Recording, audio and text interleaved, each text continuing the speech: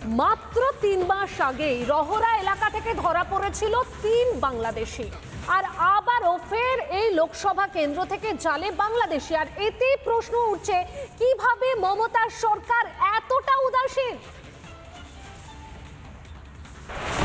ভোলা থেকে জালে বাংলাদেশি গ্রেপ্তার করা হয়েছে প্রিয়া খাতুন ওরফে অদিতি পাত্রকে।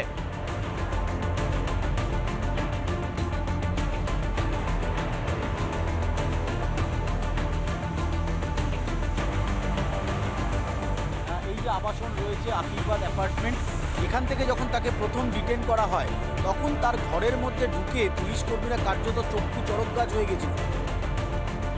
যে এলাকায় ফ্ল্যাট সেটি পরে দমদম লোকসভা কেন্দ্রের অন্তর্গত পানিহাটি বিধানসভার মধ্যে। এতেই ফের প্রশ্ন উঠে যাচ্ছে মমতার পুলিশের ভূমিকা নিয়ে, কারণ 3 মাস আগে এই লোকসভারই রহরা বিধানসভার মধ্যে ধরা পড়েছিল 3 বাংলাদেশি। সেবার মজনু গাজী, মোহাম্মদ কামাল শেখ ওরফে ইদ্রিস আলী ও মেহেদি হাসান নামে 3 বাংলাদেশিকে গ্রেপ্তার করেছিল পুলিশ। এবার পানিহাটি বিধানসভা এলাকা থেকে ফের বাংলাদেশি জালে। সেখান থেকেই মাত্র 3 মাস আগে 3 জন বাংলাদেশিকে গ্রেপ্তার করেছে রহরা থানার পুলিশ। তারপরও হুঁশ ফিরছে না পুলিশের কর্তাদের। তো সেখানকার পুলিশ প্রশাসন, সেখানকার কাউন্সিলর, সেখানকার মিউনিসিপ্যালিটি সবই জানতো, জেনে শুনে তারা চুপ করে বসে আছে। একটাই কারণ, তাদের ভোটের রাজনীতি, তারা ভোটে জিততে চলেছে।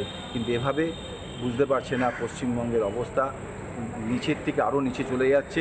আগামী দিন পশ্চিমবঙ্গে বাংলাদেশে পরিণত হবে। পুলিশের তো কোনো ভূমিকা নেই। মমতা ব্যানার্জি পুলিশকে তো শেষ করে দিয়েছে।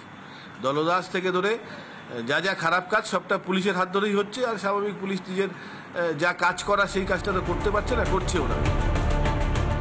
পরিচয় বদলে দীর্ঘ 5 বছর ধরে খোলায় ঘাঁটি গেড়েছিল প্রিয়া খাতুন ওরফে অদিতি পাত্র। তার ফ্ল্যাট থেকে মিলেছে ভুয়ো ভোটার, আধার সহ একাধিক নথি। এখন পুলিশি হেফাজতে চলছে জেরা।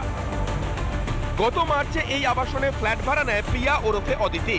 আবাসনের প্রমোটারের সঙ্গে যোগাযোগ করেছিল রিপাবলিক বাংলা। তিনি শটান দায় এড়িয়ে গেলেন। আপনি কাকে বিক্রি করেছিলেন এইসবগুলো আর কি? সেটা আমাকে জিজ্ঞাসা করে লাভ নাই। না ওটা আপনি তাকে বিক্রি করেছি, তাকে বিক্রি করেছি। হ্যাঁ, মানে যাকে বিক্রি করেছেন তাকে কত? পেছনে পুলিশের ব্যর্থতার অভিযোগ তুলছে বিভিন্ন রাজনৈতিক দলের নেতারা। সাধারণ মানুষ বলছেন পুলিশকে আরো সক্রিয় হতে হবে।